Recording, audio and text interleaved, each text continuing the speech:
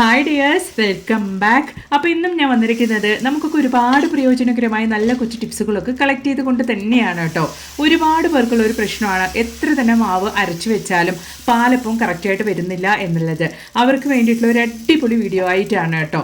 അപ്പോൾ ഇതുപോലെ നമ്മൾ അരച്ചു വെച്ച മാവിൽ ഈ ഒരു കാര്യങ്ങളൊക്കെ ചെയ്താൽ മതി. മാത്രമല്ല ഒരു വെളുത്തുള്ളി കൂടി ഇതുപോലെ നിങ്ങളൊന്ന് ഇട്ട് നോക്കൂ. നല്ല പെർഫെക്റ്റ് ആയിട്ടുള്ള പാലപ്പം നിങ്ങൾക്കും വീട്ടിൽ തയ്യാറാക്കാൻ വേണ്ടിയിട്ട് സാധിക്കും കേട്ടോ. അപ്പോൾ എല്ലാവരും വീഡിയോ ഒന്ന് ഫുള്ളായിട്ട് സ്കിപ്പ് ചെയ്യാണ്ട് തന്നെ കണ്ടു നോക്കുക. അപ്പോഴാണ് നമ്മൾ ഇതൊക്കെ എങ്ങനെയാണ് ചെയ്യുന്നത് എന്നുള്ളത് നിങ്ങൾക്ക് മനസ്സിലാകുള്ളൂ. അത് മാത്രമല്ല, വീഡിയോ കാണുന്ന പുതിയ കൂട്ടുകാർ ആരെങ്കിലും ഉണ്ടെങ്കിൽ ഈ ചാനലും കൂടെ ഒന്ന് സബ്സ്ക്രൈബ് ചെയ്യുക. അതുപോലെ തന്നെ അടുത്തുള്ള ബെല്ലൈക്കണും കൂടെ ഒന്ന് എനേബിൾ ചെയ്ത് കൊടുക്കുക കേട്ടോ. അപ്പോൾ നമ്മളിരുന്ന വീഡിയോസിൻ്റെ നോട്ടിഫിക്കേഷൻസ് ഒക്കെ നിങ്ങൾക്ക് ലഭിക്കുന്നതാണ്. അപ്പോൾ നമുക്ക് സമയം കളയാണ്ട് നേരെ വീഡിയോയിലേക്ക് പോവാം. അപ്പോൾ നമുക്ക് നമ്മുടെ ആദ്യത്തെ ടിപ്പ് ഒന്ന് കണ്ടു നോക്കാം. അതിന് വേണ്ടിയിട്ട് ഞാൻ ഇതുപോലെ കംഫോർട്ടൊക്കെ കാലിയായിട്ടുള്ള ആ ഒരു ബോട്ടിലാണ് കേട്ടോ എടുത്തു വെച്ചിരിക്കുന്നത്. സാധാരണഗതിയിൽ ഇങ്ങനെയുള്ള ബോട്ടിലൊക്കെ നമ്മൾ വലിച്ചെറിയാറാണല്ലോ പതിവ്. ഇനി അങ്ങനെ ആരും ചെയ്യേണ്ട കേട്ടോ. അപ്പോൾ ആ കംഫോർട്ടിൻ്റെ മുകളിലുള്ള ആ ഒരു കവർ ഞാൻ ഇതുപോലെ കറക്റ്റായിട്ട് തന്നെ നിങ്ങൾ കട്ട് ചെയ്തെടുക്കണം. ആ ഒരു കവർ കൊണ്ട് നല്ലൊരു അടിപൊളി യൂസ് നമുക്കുണ്ട് കേട്ടോ. അപ്പോൾ ഞാൻ മാർക്ക് ചെയ്ത് വെച്ചിട്ട് ഈ ഒരു ഭാഗത്തേക്കായിട്ട് കട്ട് ചെയ്തെടുക്കാൻ വേണ്ടിയിട്ട് പോവുകയാണ്. അപ്പോൾ അതിന് വേണ്ടിയിട്ട് നൈഫ് നന്നായിട്ട് ചൂടാക്കി തന്നെയാണ് കേട്ടോ വെച്ചെടുക്കുന്നത്. അപ്പോഴാണ് നമ്മൾ വരഞ്ഞെടുത്ത ഒരു ഭാഗം നമുക്ക് നല്ല രീതിയിൽ തന്നെ കട്ട് ചെയ്തെടുക്കാൻ വേണ്ടിയിട്ട് സാധിക്കുള്ളൂ. അതുകൊണ്ട് തന്നെ നിങ്ങൾ നൈഫ് നല്ല രീതിയിൽ തന്നെ ചൂടാക്കിയിട്ട് ഇതുപോലൊന്ന് വെച്ച് കൊടുത്താൽ നമ്മൾ വരഞ്ഞു കൊടുത്ത ആ ഒരു ഭാഗത്തേക്കായിട്ട് നല്ല രീതിയിൽ തന്നെ നമുക്ക് ഷേപ്പാക്കി എടുക്കാൻ വേണ്ടിയിട്ട് സാധിക്കും കേട്ടോ. അപ്പോൾ നല്ലൊരു ഓർഗനൈസറാണ് നമ്മൾ ഈ ഒരു കംഫർട്ടിൻ്റെ ബോട്ടിൽ കൊണ്ട് ചെയ്യാൻ വേണ്ടിയിട്ട് പോകുന്നത്.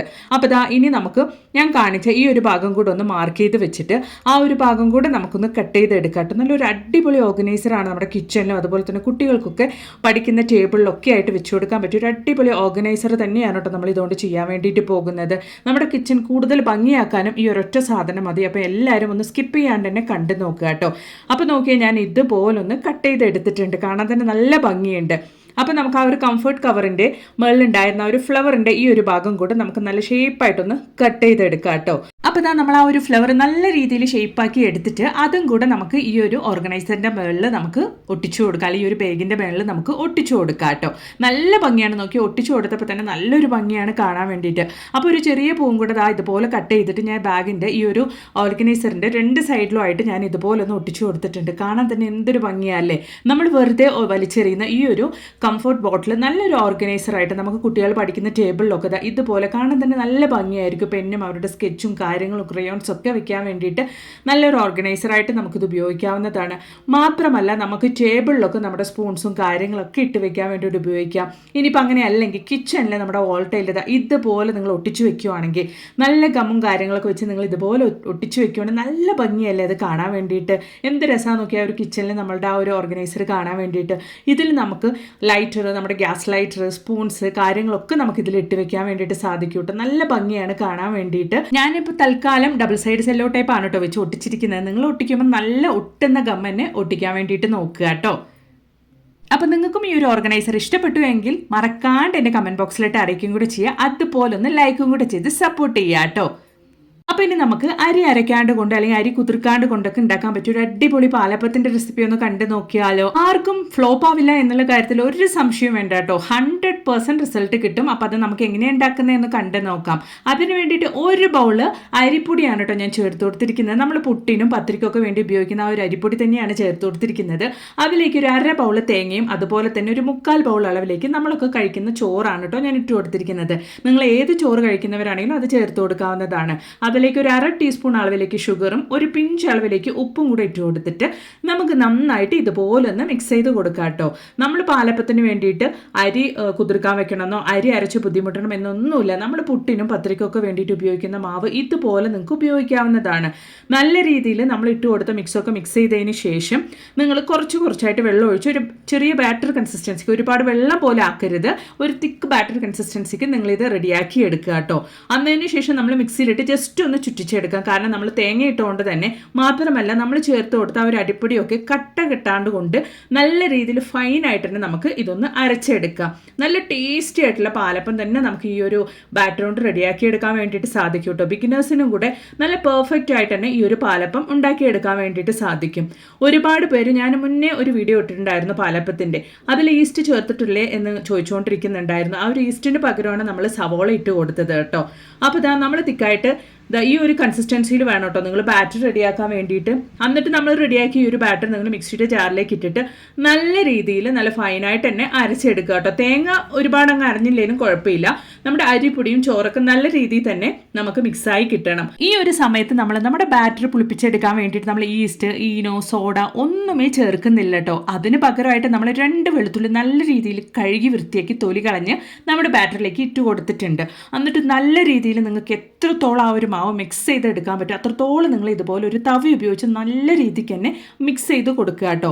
അപ്പോൾ ഒരു ചിലർക്ക് ഇപ്പോൾ ഉള്ള കാലാവസ്ഥ കൊണ്ട് തന്നെ പെട്ടെന്ന് പുളിച്ചു വരാനുള്ള ബുദ്ധിമുട്ടൊക്കെ ഉണ്ടെങ്കിൽ ചെറിയ ചൂടൊക്കെ തട്ടുന്നിടത്ത് വെക്കുക. അതല്ലെങ്കിൽ കുറച്ച് ഒരു പാത്രത്തിൽ ചെറിയ ചൂടോട് കൂടിയുള്ള വെള്ളം വെച്ച് അതിൻ്റെ മുകളിൽ നിങ്ങൾ ഈ ഒരു ബാറ്റർ സെറ്റ് ആവാൻ വേണ്ടിയിട്ട് വെക്കുക കേട്ടോ. അപ്പോൾ ഇതാ 8 മണിക്കൂർ സമയം കഴിഞ്ഞ്, അതായത് ഞാൻ രാത്രിയാണ് ഈ ഒരു മാവ് വെച്ചത്. രാവിലെ നിങ്ങൾക്ക് ഞാൻ ഈ ഒരു ബാറ്റർ ഓപ്പൺ ചെയ്ത് കാണിക്കാം. ഒരുപാട് പുളിച്ച് നമ്മുടെ ബാറ്റർ പുറത്തേക്ക് വന്നു കഴിഞ്ഞാൽ ആ ഒരു പാലപ്പം ശരിയാവില്ല. നമ്മുടെ പാലപ്പച്ചട്ടിയിൽ നിന്നും ആ ഒരു അപ്പം പുറത്തേക്ക് വരില്ല. ഇതുപോലെ നോക്കി നമ്മൾ വെളുത്തുള്ളി ഇട്ട് കൊടുത്തുകൊണ്ട് തന്നെ ആ ഒരു പെർഫെക്റ്റ് കൺസിസ്റ്റൻസി തന്നെ നമുക്ക് പുളിച്ച് കിട്ടിയിട്ടുണ്ട്. നോക്കിയേ, നമ്മൾ കലക്കുമ്പോൾ നമ്മൾ ആ ഒരു മാവ് അരച്ചെടുക്കുന്ന സമയത്ത് കുറച്ച് ലൂസ് കൺസിസ്റ്റൻസിയിലാണ് നമ്മൾ അരച്ചെടുത്തത്. നിങ്ങൾ പാലപ്പത്തിന് ഇതുപോലെ അരച്ചെടുക്കുകയാണെങ്കിൽ ഉറപ്പായിട്ട് നിങ്ങൾ ലൂസ് കൺസിസ്റ്റൻസിയിൽ തന്നെ അരച്ചെടുക്കാൻ വേണ്ടിയിട്ട് നോക്കുക കേട്ടോ. ഒരുപാട് തിക്കായിട്ട് അരച്ച് കഴിഞ്ഞാൽ അത്രയും പെർഫെക്റ്റ് ആയിട്ട് അല്ലെങ്കിൽ ആ ഒരു കൺസിസ്റ്റൻസിയിൽ നമുക്ക് ബാറ്റർ ഉണ്ടാവില്ല. അതിന് വേണ്ടിയിട്ടാണ് പറയുന്നത്. അപ്പോൾ നല്ല ലൂസ് കൺസിസ്റ്റൻസി തന്നെ നിങ്ങൾ മാവ് അരച്ചെടുത്തിട്ട് വേണം പുളിപ്പിക്കാൻ വേണ്ടി വെക്കാൻ കേട്ടോ. അപ്പോൾ ഞാൻ ആ 2 വെളുത്തുള്ളി ബാറ്ററിൽ നിന്ന് ഇതുപോലൊന്ന് എടുക്കുന്നുണ്ട് കേട്ടോ. ഇത് വേണമെങ്കിൽ നിങ്ങൾക്ക് കഴുകി ഉപയോഗിക്കാവുന്നതാണ്. അപ്പോൾ നമ്മുടെ ബാറ്റർ ഇവിടെ സെറ്റ് ആയിട്ടുണ്ട് കേട്ടോ. എപ്പോഴും പാലപ്പത്തിനുള്ള മാവ് അരച്ച് വെക്കുന്ന സമയത്ത് അത് പുളിച്ചു വരുമ്പോൾ ഒരുപാട് സ്മെല്ല് നിങ്ങൾക്ക് ആ ഒരു പുളിച്ചു വരുന്നതായിട്ട് തോന്നിയിട്ടുണ്ടെങ്കിൽ ആ ഒരു പാലപ്പം നല്ല രീതിയിൽ തന്നെ ഒട്ടിപ്പിടിക്കും. മാത്രമല്ല കഴിക്കുമ്പോഴും അത്ര നല്ല ടേസ്റ്റ് ഉണ്ടാവില്ല. ഇങ്ങനെ ചെയ്ത് നോക്കുക, ആ ഒരു പ്രശ്നം ഉണ്ടാവില്ല കേട്ടോ.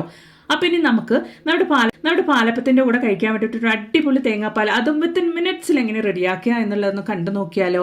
അതിന് വേണ്ടിയിട്ട് ഞാൻ ഒരു തേങ്ങയാണ് കേട്ടോ, അതും ഇളം തേങ്ങയാണ് ഇതുപോലെ അരിഞ്ഞെടുത്തിരിക്കുന്നത്. ഞാൻ വളരെ പെട്ടെന്ന് റെഡിയാക്കാൻ വേണ്ടിയിട്ട് ഞാൻ തേങ്ങ ചിരവാനൊന്നും പോയിട്ടില്ല. ഇതുപോലെ ചെറുതാക്കി നിങ്ങൾ അരിഞ്ഞെടുത്താൽ മതി. എന്നിട്ട് മിക്സിയുടെ ജാറിലേക്ക് ഇട്ട് കൊടുത്തതിന് ശേഷം ഒരു 1/4 ടീസ്പൂൺ അളവിലേക്ക് വലിയ ജീരകവും അതുപോലെ തന്നെ ഒരു 3 or 2 ഏലക്ക കൂടെ നമുക്ക് ചേർത്ത് കൊടുക്കാം. അത് നമുക്ക് ആവശ്യാനുസൃതം ചേർത്ത് കൊടുക്കാവുന്നതാണ്. എന്നിട്ട് നല്ല രീതിയിൽ നല്ല ഫൈനായിട്ട് തന്നെ നിങ്ങൾക്ക് അരച്ചു കൊടുക്കുക കേട്ടോ. ഞാനൊരു 3 ഏലക്ക ഇവിടെ ചേർത്ത് കൊടുത്തിട്ടുണ്ട്. ഒരു തേങ്ങയാണ്, ഞാനൊരു മീഡിയം സൈസ് ഒരു തേങ്ങയാണ് ഞാനിവിടെ എടുത്തിരിക്കുന്നത്. എന്നിട്ട് നന്നായിട്ട് തന്നെ നമുക്ക് അരച്ചു കൊടുക്കാം. നോക്കിയ മിക്സിയിൽ ഇതുപോലെ ഞാനൊന്ന് അരച്ചെടുത്തിട്ടുണ്ട്. എന്നിട്ട് കുറച്ചും കൂടെ നല്ല ചൂടുള്ള വെള്ളം ഒഴിച്ചിട്ട് ഒന്നും കൂടെ നമുക്കൊരു പേസ്റ്റ് രൂപത്തിൽ, അതായത് നമ്മൾ കറിക്കൊക്കെ ഒഴിക്കാൻ പാകത്തിനുള്ള ആ ഒരു പേസ്റ്റായിട്ട്, അത്രയും പേസ്റ്റായിട്ട് നിങ്ങൾ അരക്കരുത്.